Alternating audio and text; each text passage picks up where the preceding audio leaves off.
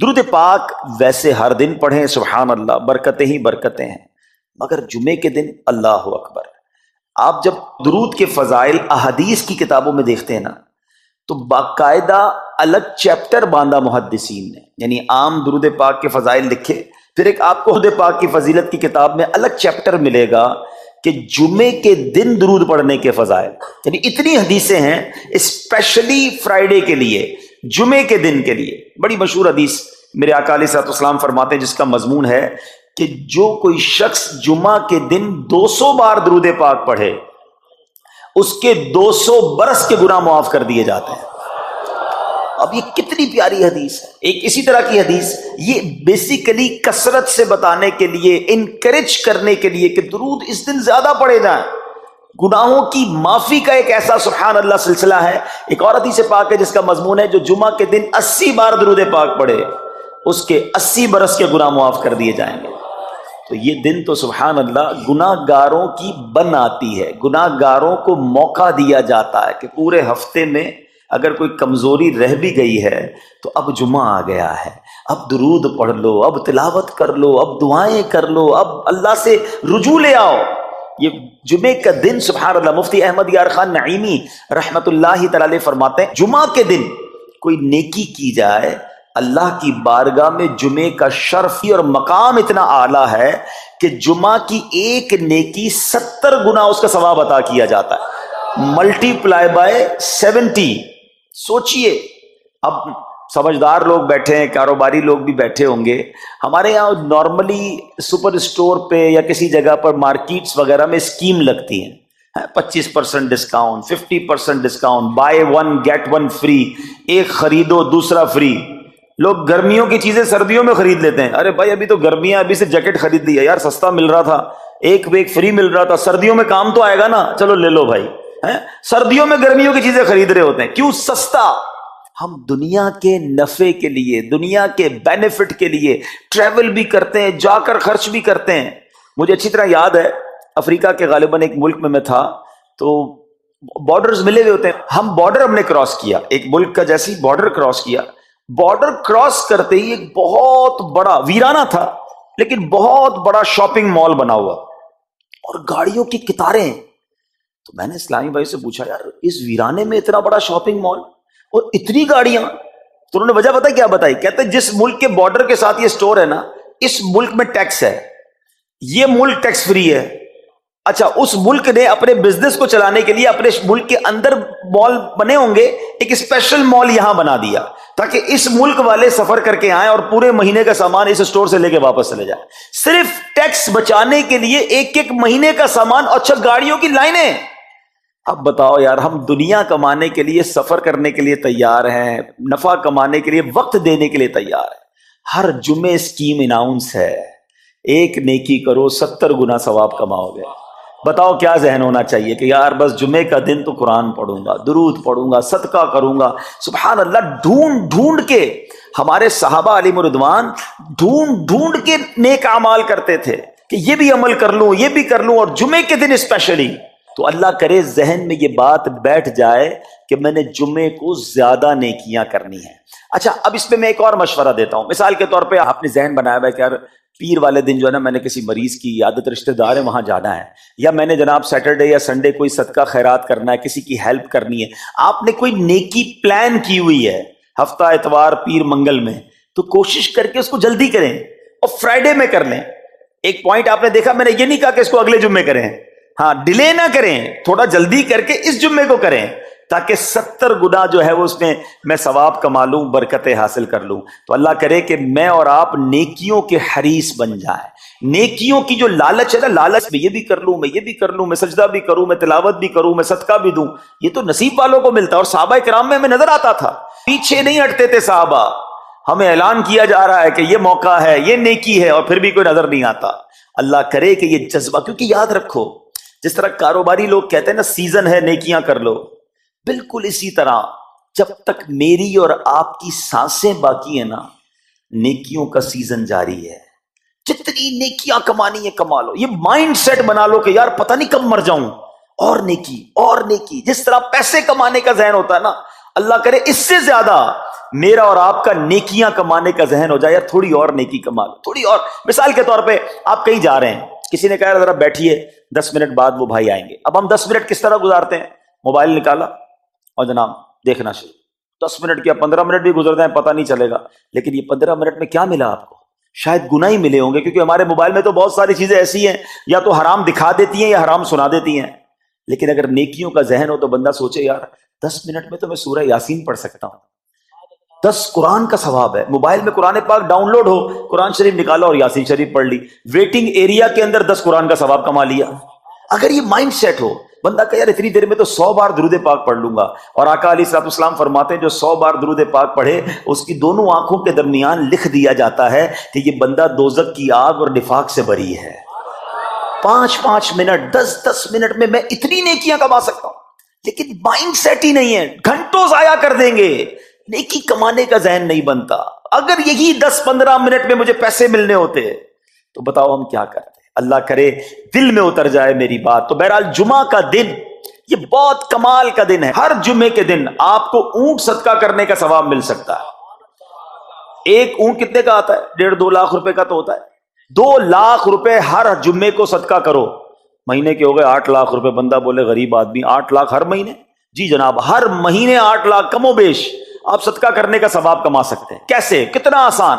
نبی پاک علیہ الصلوۃ والسلام فرماتے ہیں جس کا مضمون ہے جو جمعے کے دن سب سے پہلے آتا ہے اسے اونٹ صدقہ کرنے کا ثواب ملتا ہے، جو اس کے بعد آتا ہے اسے گائے صدقہ کرنے کا ثواب ملتا ہے. اللہ کی رحمت سے ہر جمعے فرشتے مسجد کے دروازے پر کھڑے ہوتے ہیں. ہم اللہ سے دعا کرتے ہیں اللہ تیری نوری مخلوق کے صدقے ہم پر رحم فرما، ہماری مغفرت فرما. مگر جب امام خطبے کے لیے کھڑا ہو جاتا ہے آقا علیہ الصلوۃ والسلام فرماتے ہیں وہ رجسٹر بند کرتے ہیں اور وہ بھی آ کر امام کا خطبہ سننے کے لیے بیٹھ جاتے ہیں. تو جلدی آ کر کچھ منٹ پہلے آ کر. اچھا علم دین الگ ملتا ہے، ظاہر ہے یہاں ہر جمعے بیان ہوتا ہے، وہ بیان سننے کو آپ کو الگ ملے گا، نیکی کی دعوت الگ ملے گی، اور سبحان اللہ اونٹ صدقہ کرنے کا ثواب. تو مبارک ہو انہیں جو جلدی آتے ہیں. تو بہرحال اب میں چاہتا ہوں کہ جب بات جمعے پر ہی ہو رہی ہے تو ایک میں نے اور آپ کو پیغام دینا تھا.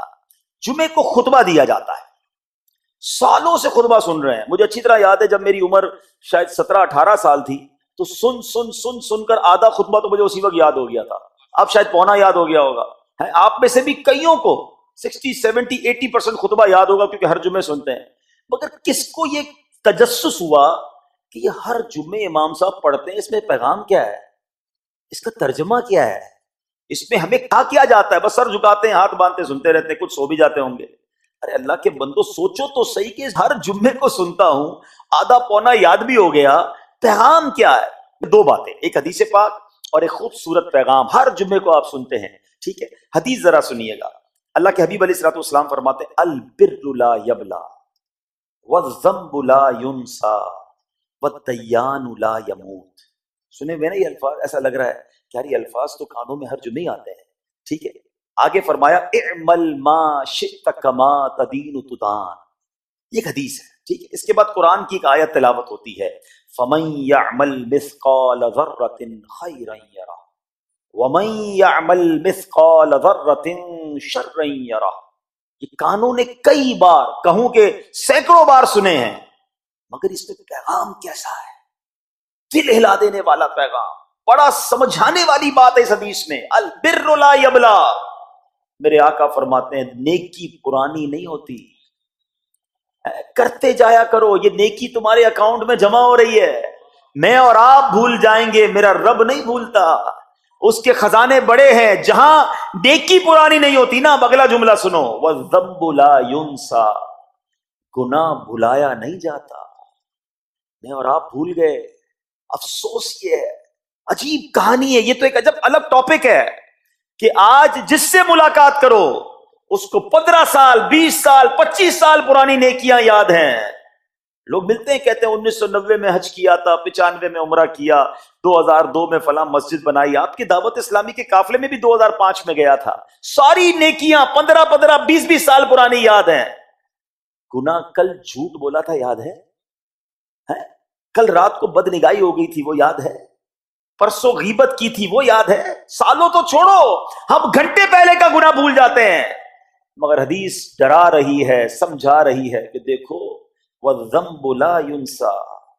गुनाह भुलाया नहीं जाता, तुम भूल गए हो अगर कहीं लिखा हुआ है, जवाब देना है। और आगे फरमाया वद्दय्यानु ला यमूत, फरमाया कि जो फैसला करने वाला है उसे मौत नहीं आती। अल्लाह को मौत नहीं आनी, मैं और आप मर जाएंगे।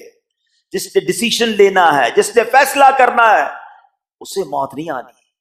फिर आगे फरमाया इअमल मा शि'ता कमा तदीनु तुदान, कर ले जो करना है, जैसी करेगा वैसी भरेगा। फिर कुरान की ये आयतें समझा रही हैं, फमन यअमल मिस्काल ज़र्रतिन खैरन यरह, जो जर्रा भर नेकी करेगा, भलाई करेगा, वो देखेगा। वमन यअमल मिस्काल ज़र्रतिन शर्रन यरह, कि जो जर्रा भर बुराई करेगा वो भी देखेगा। ये इतना शानदार जुम्मे का पैगाम हर जुमे खुतबे में दिया जाता है। अल्लाह करे ये दिल की गहराइयों में उतर जाए, दरवाजा बंद करके, अंधेरा करके, अकेले में गुनाह करने वाला सोचे कि ठीक है दुनिया में कोई नहीं देख रहा मगर मेरा रब देख रहा है, मुझे इस जर्रा भर गुनाह का भी जवाब देना पड़ेगा। लोग कहते छोटी सी बात है यार, छोटा सा गुनाह है, ठीक है चलता है, सभी तो करते हैं। नहीं जनाब, वो नुक्ता नवाज है, वो माफ करने पे आए तो 100 बंदों के कातिल को माफ कर दे, और वो पकड़ने पे आए तो एक नुक्ते पर पकड़ फरमा दे। हमें डरना होगा, हमें खौफ अपने दिल में तारी करना होगा, क्योंकि ये गुनाह मेरी आखिरत में मेरी पकड़ का सबब बन सकते हैं। बिल्कुल इसी तरह छोटी छोटी नेकियां समझ के छोड़ देते हैं, यार सुन्नत गैर मौक़िदा ही है ना, नफल ही तो है ना, सुन्नत ही तो है ना, ठीक है दुरूद पढ़ना चाहिए, नहीं पढ़ा तो कोई बात नहीं। अरे यार कौन इज्तिमा में जाए, कौन दर्स में बैठे, सदका देना कोई वाजिब तो नहीं, ज़कात तो पूरी देता हूं, छोटी छोटी नेकियां समझकर छोड़ते हो। अरे वो तो कुत्ते को पानी पिलाने वाले को सबब इस सबब से बख्श दिया करता है, रास्ते से पत्थर हटाने वाले को बख्श दिया करता है। फरमाया ना अल बिर्रु ला यबला, नेकी पुरानी नहीं होगी, करते जाया करो। अल्लाह करे कि ये जहन बन जाए कि बस मैं ज्यादा से ज्यादा नेकी करूं, दो लोगों के दिलों में खुशी दाखिल करूं, मुसलमानों की खैर खाही करूं। इस एक ही हदीस पर, इन आयतों पर मैं मजीद भी बहुत बात कर सकता हूं, लेकिन मैंने इशारा दिया कि जरूर इस पर तवज्जो दें। और एक शानदार पैगाम हर जुमे में हम सुनते हैं, क्या शानदार वो पैगाम है। वो पैगाम है अला ला ईमान लिमन ला मुहब्बत अला। याद है सबको, जुमे में सुनते हो ना, और 3 बार कहते हैं इमाम साहब, अला ला ईमान लिमन ला मुहब्बत अला, अला ला ईमान लिमन ला मुहब्बत अला। कभी तो इमाम साहब को रोकते, हुजूर ये हर जुमे को पढ़ते बताएं तो इसमें है क्या। नहीं, हमें क्या जरूरत है, बस जुम्मा हो गया, बस ठीक है, टाइम पूरा हो गया, फर्ज पूरा हो गया। अरे अल्लाह के बंदो समझो तो सही इसमें मैसेज क्या है। अल्लाह अकबर, सुनो इसका मतलब क्या है, सुनो, अला ला ईमान लिमन ला मुहब्बत अला, सुन लो उसका ईमान नहीं जिसके दिल में नबी पाक से मोहब्बत नहीं, ईमान ही नहीं है। अरे जिस दिल में नबी पाक से मोहब्बत नहीं उसका ईमान ही नहीं है। आला हजरत इमाम अहले सुन्नत ऐसे ही नहीं लिखते कि अल्लाह की सरताबा कदम शान है ये, इंसान नहीं इंसान वो इंसान है ये। कुरान तो ईमान बताता है इन्हें, और ईमान ये कहता है मेरी जान है ये।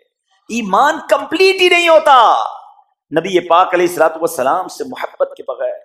और ये बात ऐसा लगता है अनफॉर्चुनेटली कि गैर मुस्लिम जानते हैं, तभी तो वो साजिशें करते हैं। उन्हें पता है, आप बताएं दुनिया के किस मुल्क में नमाज रोकी जाती है? नहीं रोकी जाती।